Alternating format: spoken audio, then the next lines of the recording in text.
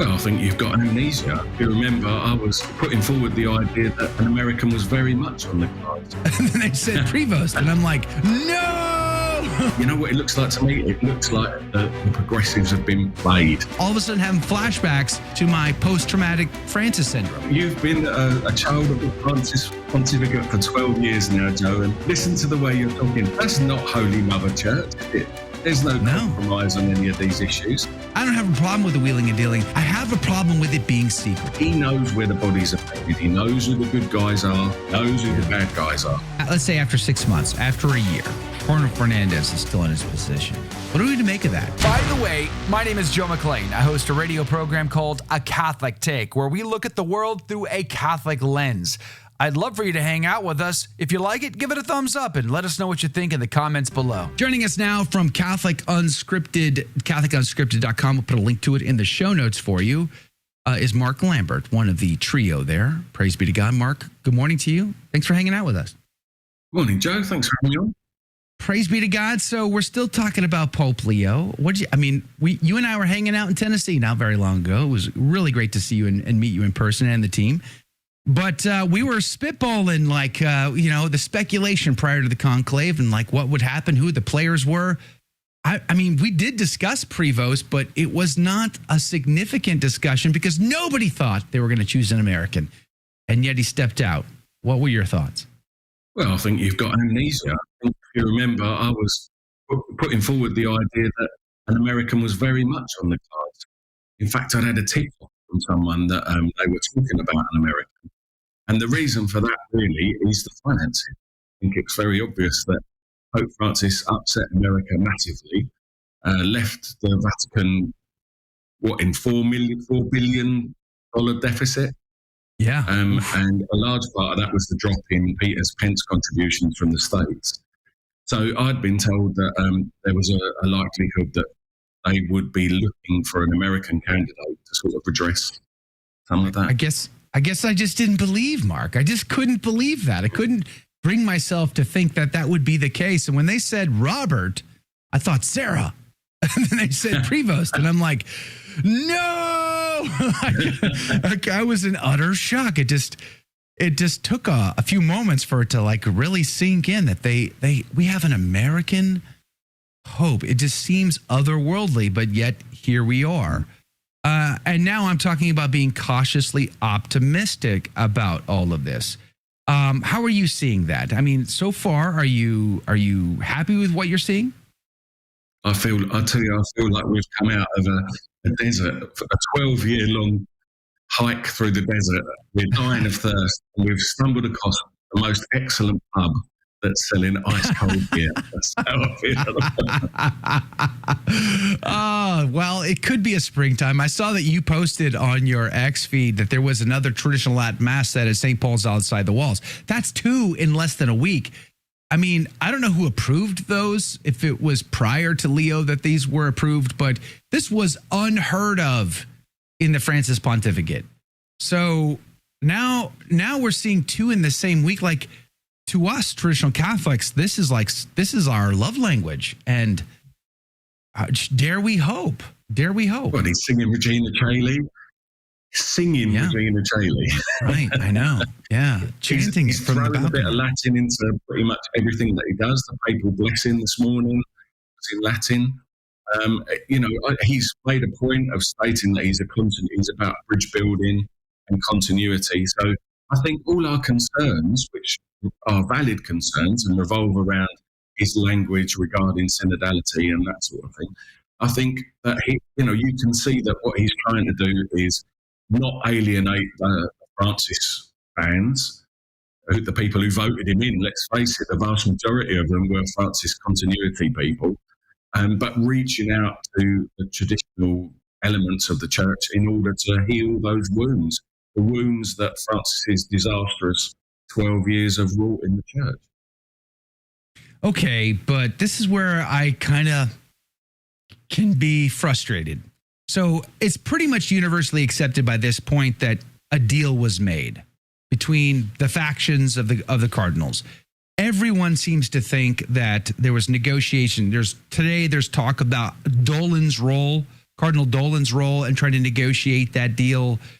There was many reports about Cardinal Prevost meeting with Cardinal Burke prior to the conclave. And listen, this is not new. This has been the case for many, many, many, many conclaves in the Holy Mother Church. I'm sure it goes all the way back to deciding who the next guy is. There's always a wheeling and dealing. I don't have a problem with the wheeling and dealing. I have a problem with it being secret. If a compromise is being made, then I just want them to be transparent about that. Like, now that it's over, fine, tell us, what was the deal made? What are we compromising on, and what are we getting? I mean, because wouldn't you agree that if we got smells and bells in Latin, but we had to accept communion for divorced and remarried, if we had to just pretend as though the synodality thing that Francis started was okay, if Fiducia Supplicans continues on. Summer child. You've been a child of the Francis Pontificate for 12 years now, Joe, and listen to the way you're talking. That's not Holy Mother Church, is it? There's no compromise on any of these issues. And I think there are 3 reports that I've read that are really important over the last couple of days, and they're reports from key cardinals who were explaining how the voting went in the conclave. The first one that came out from in St. Martin was Cardinal Chamali, who's a Chilean cardinal. There's Cardinal Supich, has given his version of what's happened in the Spanish outlet, and Cardinal Parolin has also spoken out.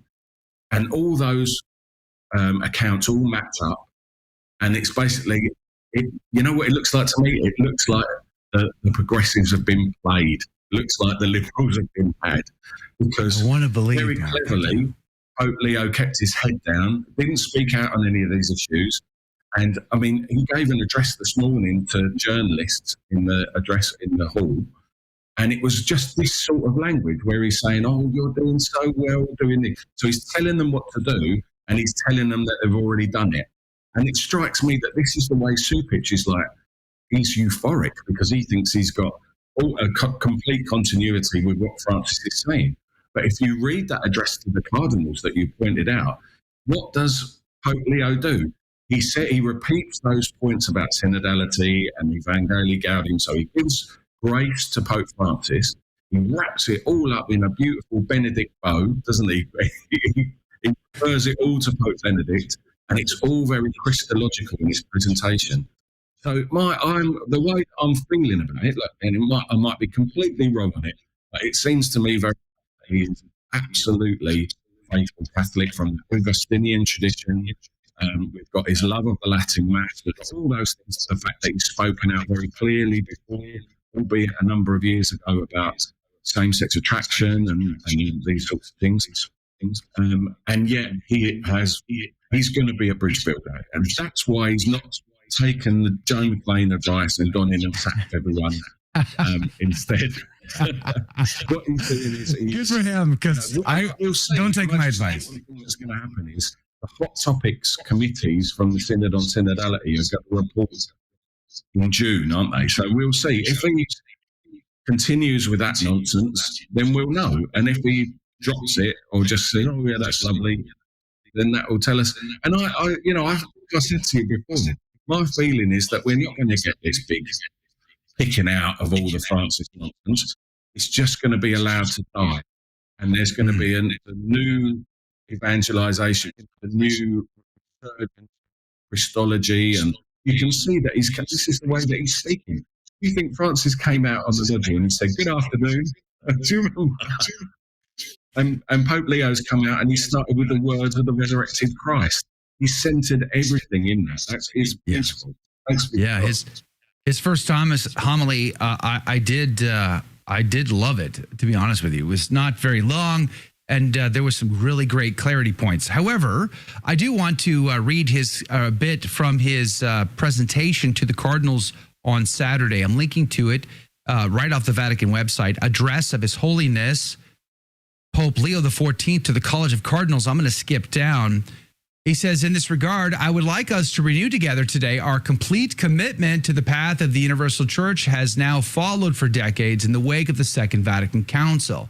Pope Francis masterfully and concretely set it forth in the Apostolic Exhortation Evangelii Gaudium, from which I would like to highlight several fundamental points. The return of the primacy of Christ in proclamation. Love that.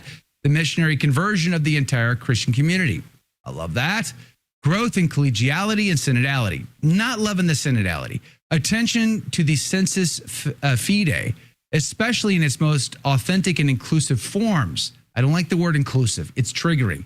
Such as popular piety. What is that supposed to mean? Can we be clear? This is vague and ambiguous language, not clarity. So I'm all of a sudden having flashbacks to my post-traumatic Francis syndrome.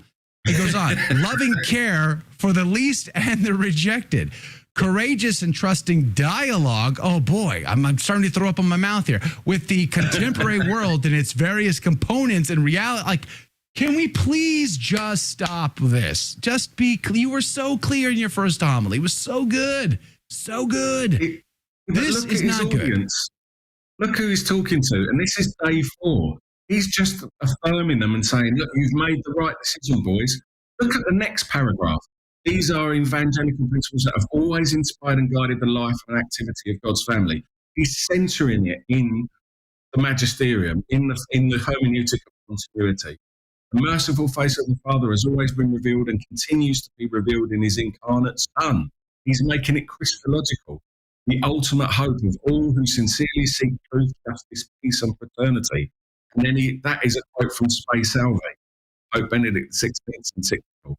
So, so he's making the cardinals feel good about their decision, and at the same time, he's rooting everything in proper teaching of the church. I think this is, you just got to read it, the way that it's sort of, the way that he's, and like I say, look at, if you watch what he said this morning, it's a similar way that he's very diplomatic, and this is the reputation that he's got with the cardinals that allowed him to be elected. His reputation is that he's very considered, that he listens to everyone. Well, I haven't got a problem with a church that listens to everyone and then says no authoritatively. I haven't got a problem with that. Okay, Mr. Glass half full guy. I'll give him a chance. However, because you want more and I want to give it to you, I'm rolling out a brand new membership program for the insiders of this channel. Join today. There's something for everyone. And because you could help me fund the next documentary film, the next book project, audio drama, audio narrations, and other projects that I have been dreaming to work on, but simply don't have the resources to accomplish. You and I together can do amazing things. You want more, and I want to give it to you. Mark, I got to say, this is one of those, I don't understand. They vote for him. Everyone is smiling. Tobin, Supich, McElroy, Whirl. They're all smiling, but so is Sarah and so is Burke. I just can't figure out what that's supposed to mean. But you're telling me that this is a good thing. So I'm all right. We got to give him time. We got to support him. I'm praying for him. I'm fasting for him, actually. How much time do we give him? Well, it's a great question.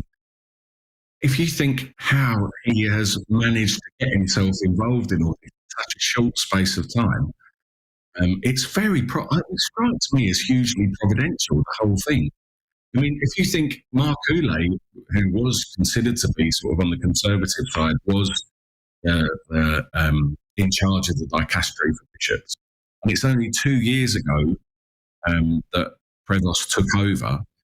And he was brought to, so I carefully researched how he came to the attention of the Vatican. But of course, he was in charge of the Augustinian order. And he's got this South American connection. So he speaks fluent Spanish. That's got to have been a big advantage with Pope Francis, who didn't really speak, he only spoke Spanish and Italian, really, didn't he? And he had a reputation for caring for the poor. And so these are all things that have endeared him to the cardinals. You've got this real interplay with Supich and Tobin, who have been ignoring the nuncio in America and going direct to Francis to get bishops appointed. So, for example, McElroy, that's how McElroy got put in position. And so there's been a bit of argy-bargy, as we'd say in England, with that sort of thing. And so he's got a great reputation as being someone in charge of an important dicastery that everyone wants to sort of have his ear, everyone wants to talk to him. But he wasn't really the person that Francis wanted to be in charge of it. In fact, he appointed the Brazilian Ilson de Jesus Mortinari as secretary to Ule in 2013. So right at the beginning, this was who Francis wanted to be the head of the dicastery for bishops. And he had more power than he was supposed to have. He had Francis's ear. He was the guy who was driving all this forward. But you've got to look, Provost just kept quiet. He continued to be diplomatic, to meet with everyone. Everyone wanted to talk to him. And so it's in that way that he's built this incredible trust with the cardinal electors that's allowed him then to come forward. So this is why you've got everyone, I think it's a masterclass in diplomacy. He's built these bridges with the cardinal electors. They all think that they're his buddy. That's why they're all there smiling. No one really knows where he stands on anything. I don't think they've done loads of research on Twitter about what he said. I don't think Tobin and Supik would have done that. So the reality is we've now got someone providentially has got a chance to really preach the gospel to the world. And he's already onto it. His big thing about AI and the Rerum Novarum link, there's this, we're going through a new sort of industrial revolution. He's got his finger on the pulse and he's speaking to all these things straight away. I think that's really impressive. Yeah, for sure. There is a lot to say we are impressed with. But let's spitball this. So let's say after 6 months, after a year, Cardinal Fernandez is still in his position. What are we to make of that? If Rupnik isn't dealt with, what are we to make of that? You know what I mean? Like there's so many things that we definitely feel like must be dealt with. If after 6 months or a year, they're not, it's not going to happen. What do we do then? It's not going to happen. There's no way. There's no way that he's going to leave those things undone. This guy, he got a licentiate in canon law, what was it, in 84, and he got his doctorate in canon law in 87, right? Canon law is at the centre. Good governance is one of the reasons why he's been elected. And that is contrasted to Pope Francis's chaos, isn't it? We all know it's been absolute chaos. He said he didn't care about theology or doctrine. He didn't care about canon law. When he appointed Zanchetta a bishop at the beginning in 2013, the guy who's now in house arrest for abusing seminarians, he overruled canon law, and he was the supreme legislator. But this is a guy who understands that in order to have peace, remember that's one of the words that he keeps talking about. What canon law teaches you is that you have to have justice in order to have peace. And if you don't have justice, you cannot have peace. And that's why we've had so much chaos. So I don't think he's going to ignore those points, but I think it will be interesting to see how he handles it, because I think he'll do it supremely diplomatically. Is there anything you would love to see him do in the very short term? Well, I've got the same agenda as you, Joe. I want him to rip up Traditionis Custodes on the loggia, set fire to it. Burn it. How about, just like burn it like with a lighter. Like, yeah. Or a flamethrower. Right, yeah, like the Elon Musk flamethrower device, like that would be that would be clear. That'd be crystal clear. But there's no expectation that he's going to be that decisive on those issues, is there? But it would be crystal clear, but it would leave loads of people behind. I don't know if you saw. Catherine and I did a little. I was on the TV a couple of days ago, Friday, and we met in Westminster Cathedral in London, and we did a little talk about how hopeful we were about it. This is sort of day 2 or whatever. We were really sort of starting to think, oh, actually, this could be a good thing. And Catherine went round and asked a few people. The majority of people think Francis was a saint already, Santo Sucta. They think that he was amazing. There's no way that the new Pope can come in and start aggressively tearing up what Francis did without alienating a massive wing of the church. And who does that serve? It only serves the enemy. It only serves the scatterer, Diablos, doesn't it? What we want him to do is to unite the church. And if you listen to what he's saying in his address with Augustine and all that. He's talking about the importance of people dialogue, like the synodality dialogue that he talks about is people having informed positions, which is, I just thought that was brilliant. Yeah, I'll have synodality, which is informed. So he's talking about informing people of the truth. So there's an objective truth, inform people of that truth, and then they can make the proper decisions. Well, that sounds very much like Catholic teaching to me. So he's got, I mean, he could easily go 20 or more years. I mean, he would be 89 in a 20-year pontificate. I mean, the Zen is in his 90s. So, I mean, it's possible it can go even longer than that. How much do you think he'll get done? Well, I'm hoping that what we'll really see now, what's really going to be the thing to watch as far as I'm concerned, is who are made cardinals. Think how important it is that he's had this role making bishops. So he's built all these relationships. He knows where the bodies are buried. He knows who the good guys are, knows who the bad guys are. So he's got an opportunity now to vet. Like, he's not in a rush, like you say. He doesn't have to do everything in the first week because he's got probably 25 years, isn't he? Fine, So we'll give him to the second week. Okay, Mark, fine. Second week. Give him to the second week. And then it's over. Over. Call me Leo. I'll give you some my advice. You don't want my advice, trust me. But Did you like that video? It's okay. You can admit it. It's perfectly fine. Hey, we cover the big stories of our day, from inside the church to outside the church to all points in between, and we do it from a Catholic perspective. It's called A Catholic Take. It's a radio program Monday through Friday. We live stream it right here on this channel, by the way, so make sure to subscribe, like, and share. We would be very grateful to you. And don't forget, you're going to want to watch this video right here because you don't want to miss anything.